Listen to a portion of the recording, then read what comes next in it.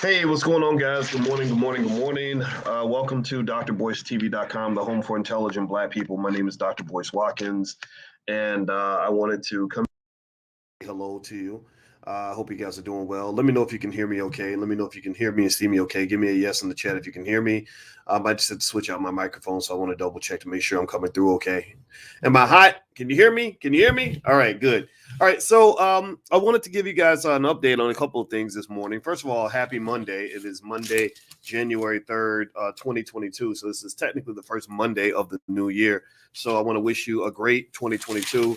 I want to encourage you to be very intentional about setting your goals. I want to remind you that 92% of the people that set New Year's resolutions never accomplish them, but you're not part of the 92%. You're part of the 8%. That's who you are, and that's what I want you to be. So I want you to be that every day. So give me a yes in the chat if you're committed to that, and give me a B1 to let me know that you want to be great this year. All right. So yesterday we talked about the whole situation with Antonio Brown. You guys know I did about a 45-minute hour-long podcast that you could check out on drboycetv.com. If you're on Instagram, just hit the link in the bio. It's right up there. And there's a lot to talk about. And you know me, I don't want to just talk about what they're talking about on ESPN. Sure, they're going to cover the sports side. They're going to cover the money side even. I wanted to talk also about not just the sports and the money, because I am a sports fan and I do have a PhD in finance. That's my area. But also I wanted to talk about the sociological issue, right? The whole issue of fatherhood. And I told you guys why I kind of knew from Antonio Brown's challenges earlier. I said, I bet he doesn't have a father. And I researched this, and it turns out his father is a great athlete like him, but he wasn't really involved in his life. So we had a whole conversation about that. You're welcome to join it. You're welcome to disagree with it. Feel free to go check it out. Now, here is what I just found out this morning in terms of why he walked off the field. There was a lot of speculation. People said, well, maybe it was his CTE, which is still a possibility. Some people said it was because he was supposed to get $1 million bonus. I guess if he got a few more yards and a few more catches and I think one more touchdown, that was a possibility. Some people felt he was just trying to leave the plantation, which is a possibility. I agree with that. But what I have what I found today from just a little bit of research on this is that basically he walked away because they told him to go in the game and he didn't want to play. So in spite of some of what I've heard online, where people say that he did want to play and they wouldn't let him play, it sounds like some are actually making the opposite argument, that they wanted him to play and he didn't want to play, that he had an ankle injury that he's been kind of nursing and dealing with. And he said, I'm not going out there, when I'm not ready. And they told him basically that if you don't play, then then you'll never play here again. It's time for you to go. You're off the team. And he said, okay, sayonara, I'm out. Now, on one hand, if he really is injured and they're making him play, that reminds me, I have a buddy named Etan Thomas. Etan Thomas is a very solid Black man who played for the Washington Wizards for many years. Etan is a smart guy, a wonderful human being. And this brother, one thing that he did that Etan mentioned once in an article in the Washington Post, I believe, was back when RG3, I don't know if you remember RG3, Robert Griffin III, who was an extraordinary athlete for the Washington football team. They were the Washington Redskins at the time. And I think they were mediocre back then, just like they are right now. And he was kicking butt, taking names. He was out there, breaking ankles, just killing it. He was amazing, but then he got hurt. And RG3, in the middle of all the hype and everybody saying, go, go, go, he still kept playing even though he was hurt. And one thing Etan said that made me think was, he said, don't get out there consistently risking your body, because that's your financial asset, and they will ruin your body in order to get you on that field, because they don't care about your career. And if you look at the NFL doesn't stand for National Football League. The NFL does not stand for National Football League. It stands for not for long. And the reason it stands for not for long is because careers in the NFL, I think, last less than 2.5 years. So a lot of you may even know people in this category. I know a lot of guys who went to the NFL, played 2 or 3 years, taking steroids and playing through injuries and all that. Now these guys get to about 35 or 40 and they have the bodies of like 65-year-old men. You might have an addiction to painkillers because you've been taking painkillers to get you through the pain, to numb it up so you can get out there and play. They have the injuries where you shouldn't have been out on the field, but you were afraid of losing your spot, right? So this, to some extent, does fit into the whole butt breaking conversation because if you go back 2, 3, 400 years, you guys know every Wednesday night we're reading Dr. Claude Anderson's book, Black Labor, White Wealth. You're welcome to join the book club and life class totally for free. Just go to boycewatkins.com. The link is right there. You can join us on Wednesday night because one thing Dr. Anderson educates the community on is that this has been going on since slavery. For 400 years, they've been taking the biggest, buckest Negroes and having them go up against the strongest Negroes on the next plantation and letting them play it out. Now the game is football. Before the game was something else, or maybe they just have them get out in the field and beat each other to death because to some extent, some people have always seen the black man as kind of an animal. Right. And I think Colin Kaepernick did a good job of highlighting that in his documentary, which, by the way, was very good. My wife and I watched it.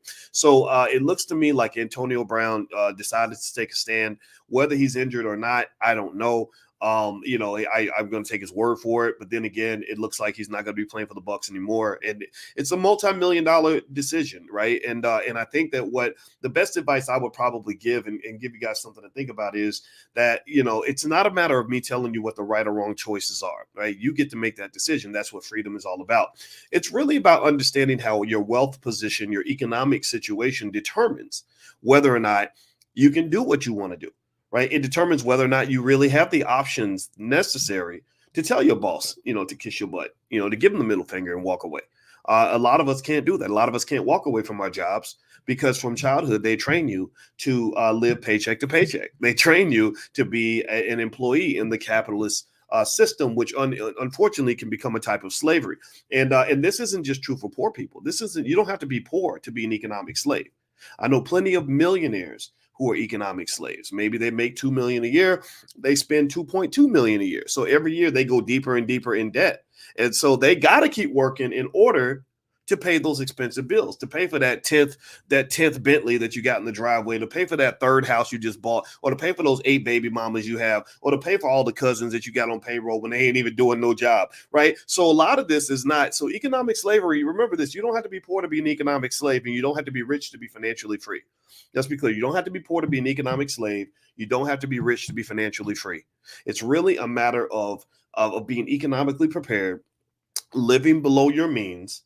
If you were to see the house my wife and I live in, you would probably not believe anything that they say online about what my net worth is. I didn't even know I was on Celebrity Net Worth. Somehow they put some numbers up there. I'm not going to even talk about that. But literally, the reason that you do that is because you want to be ready for war. You want to be ready for that situation where when your money supply gets cut off or when you run into a tough situation, you are prepared to deal with that. I'll give you a good example, a real life example. Hit the thumbs up button, hit the thumbs up, share, subscribe button. If you haven't done it yet, please do that. Also, go to boycewatkins.com if you want to join us for stock market class tomorrow. Also on Thursday, the Black Wealth Bootcamp starts on Thursday. And all the Black Wealth Bootcamp is all about is preparing you to get off the corporate plantation and to never go back.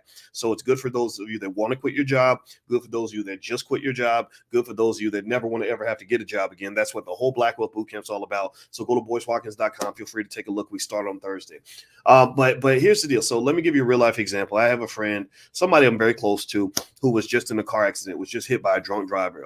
This is one of the reasons why I am incredibly passionate and to the point of being pissed off about the incessant promotion of drugs and alcohol in music. I have friends that have been killed by drunk drivers. Just on New Year's, she was hit in a car by a guy that was high and drunk, and he drove to the wrong side of the road and slammed into their car. And now she's facing possible paralysis, multiple surgeries, a cracked spine, all these other things. And so anyway, one of the things that I thought about when this happened, and this is like just one of many tragedies that I've seen with people that are close to me, is were you prepared? What was your insurance situation like? Were you saving your money? And one of the things I can tell you is that, two things that are going to definitely happen in your life. Two things are going to happen. One, you're going to probably have a crisis at some point in your life if you haven't had several already. Right. Number two, you're going to go to war with white supremacy. At some point, you're going to go to war where you are in a situation that you don't want to be in, and you want to have the ability to walk away. It might be a toxic job where they're treating you poorly on the job. It might be a toxic relationship where somebody's disrespecting you, but you can't leave because they make more money than you. Whatever it is, And the reason financial security matters is not just so you can get rich. I don't talk about wealth because I just think, I think everybody should have two Bentleys in the driveway. I mean, you can get all that if you want to, but that doesn't inspire me. I'm not impressed by material stuff. I've seen all that. The reason you want to think about economic security is because that shit keeps you safe. That protects you. That protects your integrity. It protects your mental health. It protects your physical health. It protects your family. So ultimately, when I look at Antonio Brown, let's circle back around to Brown so it doesn't seem like I'm going everywhere. When I look at Antonio Brown, I ask myself, okay, you quit your job. Good for you. I hope that was the right decision for you. I don't blame you. The NFL, it's a tough gig. It's a tough gig out here. Are you financially prepared to do that? And I don't know. I don't know what Antonio Brown's scenario is. I don't know if he has alternative streams of income. I don't know if he's been saving and investing his money. Maybe he has. I have no idea. I can say that, that the way he was living his life, it seemed he was kind of living on the edge in terms of the types of women he would be around and situations he put himself into. But then again, though, I don't know the man's life. So that's really what it comes down to in my mind is, were you ready? They told you to go out there and play. He didn't want to play. According to these reports, these are the new reports that just came out this morning. They told him to go out on the field. He didn't want to play because he had an ankle injury. And the question at that point is, okay, I know you want to quit your job. Are you ready to do that? You want to go to war with your boss? Are you ready to do that? You cannot go to war with that white man unless you have your economics right. And that doesn't mean you have to have all the money in the world, but it means you have to at least have enough money that you can sustain yourself and maintain, an adequate standard of living without his financial help. That's literally the number one objective when it comes to economic security, especially for Black people. Okay, guys. So anyway, I'm going to go. Do me a favor, hit the thumbs up button, thumbs up, share, subscribe. I'm going to check back in a little bit later. There's some stuff going on in the stock market I want to let you guys know about. Also, we have stock market investing class tomorrow at 11. So you can go to boycewatkins.com if you want to sign up for that, or if you want to sign up for the book club and life class where we're reading Claude Anderson's books on Wednesdays, or if you want to join the Black Wealth Bootcamp on Thursday. And also don't forget on January 8th, the film Hoppy, which explores economic systems going all the way back to ancient Africa by Taki Grant, is showing in Houston on January 8th. So if you live in H-Town, feel free to go to boycewatkins.com. We put the tickets on there too. All right, guys, I'm out of here. Hit the thumbs up. I appreciate it. Love you. Have a great day. And I'll keep you posted on anything else I find out. Talk to you soon. Peace.